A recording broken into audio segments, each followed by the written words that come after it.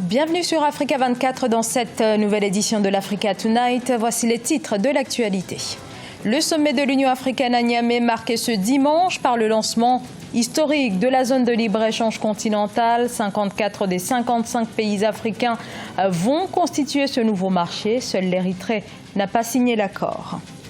Gros plan à suivre sur les difficultés du secteur de l'élevage en Afrique centrale. Les opérateurs pointent l'environnement qui repose notamment sur le système pastoral transhumant et l'élevage sédentaire. Des structures sanitaires peu réglementées qui continuent d'échapper au contrôle de l'État, une situation dramatique qui prévaut notamment en Côte d'Ivoire et sur laquelle le gouvernement a commencé à se pencher. L'entrée en vigueur de la ZLEC est l'événement le plus important dans la vie de notre continent. Depuis la création de l'OUA, les déclarations de l'hôte nigérien, le chef de l'État Mahamadou Issoufou, à l'occasion dimanche du sommet extraordinaire de l'Union africaine qui a officiellement lancé la zone de libre-échange économique africaine, le plus vaste marché commun au monde. 27 pays ont déjà ratifié l'accord, a précisé Moussa Faki Mahamat, le président de la Commission de l'Union africaine que je vous propose d'écouter. Grâce au travail remarquable de nos ministres et experts, la zone de libre-échange sera dès son lancement soutenue par des règles d'origine bien définies, des listes de concessions tarifaires dans le commerce des biens, des mécanismes en ligne de surveillance et d'élimination des barrières non tarifaires continentaux, d'une plateforme panafricaine de paiement et de règlement numérique, une application web et mobile pour les entreprises, ainsi qu'un portail de l'Observatoire africain du commerce. Une opérationnalisation de la zone de libre-échange dont les outils ont été au cœur de la 35e session du Conseil exécutif de l'Union africaine. Parmi ces modalités, la question du passeport unique et du projet d'un marché unique aérien, un projet phare de l'Union africaine, de l'agenda 2063 de l'UA, censé faire avancer de façon concrète l'intégration économique du continent. Ange Bijou-Nomenyo. La question du passeport unique et du marché unique de transport aérien a été également au menu de la 35e session de l'Union africaine tenue à Niamey, la capitale nigérienne. Ce marché unique est le premier parmi les initiatives phares de l'organisation panafricaine et est censé accélérer l'atteinte des objectifs principaux de l'agenda 2063, une vision et une feuille de route pour une Afrique intégrée, prospère, pacifique, axée sur les personnes et stable. On ne saurait parler aujourd'hui d'intégration africaine ces 10 dernières années. Le commerce intra-africain reste très faible, elle est moins de 10%. Donc le transport aérien serait un véhicule très important. Le marché unique du transport aérien et le passeport unique devraient augmenter la connectivité sur le continent et promouvoir le développement du secteur de l'aviation, le tourisme et le commerce. À ce titre, l'initiative devrait contribuer à la réalisation du plan d'action pour le renforcement du commerce intra-africain et la zone de libre-échange continentale africaine. Donc il est évident que chaque État dans sa zone économique gère des intérêts géopolitiques. Donc ce passeport unique peut être un véritable blocage parce que l'Afrique du Sud connaît une poussée notamment de xénophobie ces 10 dernières années. Il y a une véritable attaque contre les étrangers. Donc c'est une question réelle en tant que telle. Donc je pense que c'est ça le véritable blocage. Pour rappel, c'est depuis 1999 que la déclaration de Yamoussoukro a été adoptée pour permettre une libéralisation complète de l'accès au marché du transport aérien entre les États africains, mais sa mise en œuvre a toujours connu des difficultés. Les compagnies aériennes africaines ont moins de 3% du trafic aérien mondial, bien que le continent représente plus de 17% de la population mondiale.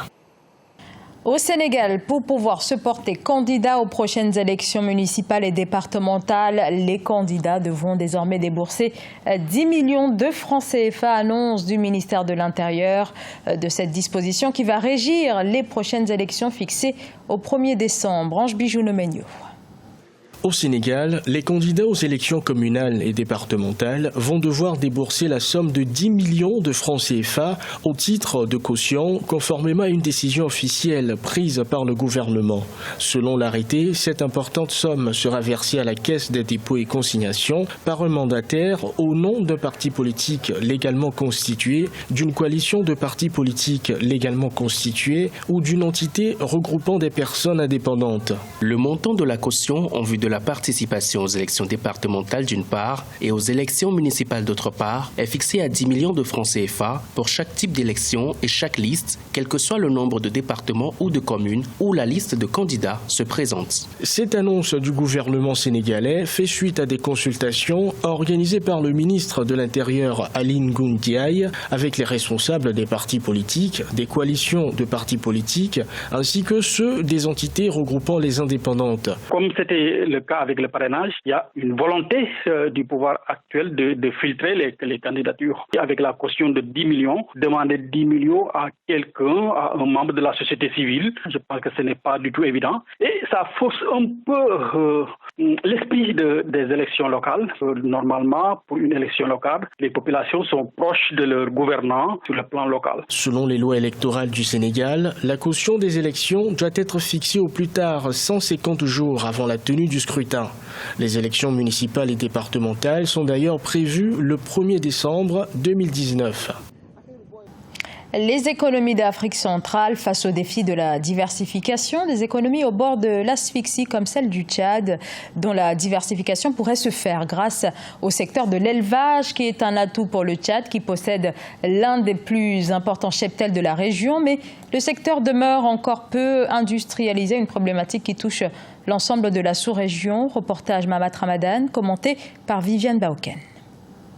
L'Afrique centrale peine à moderniser et tirer profit de ses potentialités dans le secteur de l'élevage. Les fermiers et les éleveurs de la sous-région continuent de pratiquer l'élevage en mode extensif et à exporter les bétails sur pied. Le Tchad, par exemple, en exportant sur pied près d'1 million de bétails chaque année, perd environ 226 milliards de francs CFA par an, d'après le ministre tchadien de l'économie. Nous avons une centaine de têtes de cheptels, toutes catégories confondues. Là, l'opportunité tout à fait de développer des filières structurantes, des filières novatrices, des filières enrichissantes. Nous ne pouvons pas être une économie qui subit. Nous devrions nous aussi proposer notre génie sur la base de la transformation de nos produits qui existent. Selon certains experts, les investissements des États de la sous-région dans le secteur de l'élevage sont très faibles. Pour aider l'Afrique centrale à tirer profit de ses ressources animales, les partenaires techniques et financiers doivent soutenir directement les acteurs privés, véritables créateurs de richesses dans ce secteur. L'insuffisance des investissements dans le domaine de l'agriculture, de l'élevage, de la pêche et de l'aquaculture participe certainement du ralentissement des activités économiques des pays de la zone CEMAC. L'impact de cette situation sur les populations de la sous-région se traduit par le chômage, l'insécurité alimentaire, la pauvreté. En Afrique centrale, le secteur de l'élevage, dont 80% du cheptel appartient à des systèmes pastoraux, contribue à la subsistance d'environ 40% des populations rurales et à près de 20% du PIB des pays de la sous-région. Le gouvernement ivoirien se penche sur les structures médicales, sur l'ensemble des établissements passés au crible. Plus de la moitié d'entre eux opèrent dans l'illégalité. C'est le cas notamment des prothésistes dentaires. Leur multiplication dans l'informel peut alors se révéler être une véritable bombe à retardement pour la santé des populations. Reportage de notre correspondant Oliva Diakotan. En Côte d'Ivoire, le gouvernement et l'association des prothésistes dentaires du privé veulent assainir ce secteur d'activité. La mise en place d'un conseil national dans ce domaine est en cours depuis le début de l'année. Occasion pour lutter davantage contre l'illégalité, le manque de formation et bien d'autres défis. Je pense que pour réussir le processus de réorganisation de nos secteurs d'activité, il va falloir que nous prenions, nous respectons les lois. Le privé, c'est le privé et le public, c'est le public. Il y a certaines personnes qui sont fonctionnaires d'État qui veulent siéger à la tête de l'ordre du conseil des prothésistes dentaires du privé. Et cela n'est pas normal et c'est illégal. Selon l'association des prothésistes dentaires du privé, on dénombre aujourd'hui 1000 cabinets dans le pays, dont une grande majorité à Abidjan. Nous sommes ici dans l'un des plus vieux cabinets à Yopougon. Créé en 1982, il reçoit en moyenne par mois une centaine de patients. C'est vraiment un problème depuis plus que 10 ans, dont on est venu matin pour me protéger. Affilié au ministère de l'Artisanat et non à celui de la Santé, le secteur des prothésistes dentaires emploie plus de 3000 personnes et engrange plus d'1 milliard de francs CFA de chiffre d'affaires par an, selon ses acteurs. Et dans l'actualité également, la CAN avec Madagascar, qualifiée Pour les quarts de finale, Madagascar, l'autre grande surprise de cette compétition, un parcours exceptionnel, illustré donc ce dimanche par sa victoire en 8e de finale face à la République démocratique du Congo. C'était au terme d'une séance de tir au but, 4-2 pour Madagascar, un moment historique pour les Zébus car il s'agit de leur première participation à une phase finale du tournoi continental. Ce journal a été réalisé par l'ensemble de la rédaction. Merci de votre fidélité. Dans un instant, une nouvelle édition de l'actualité sur Africa 24.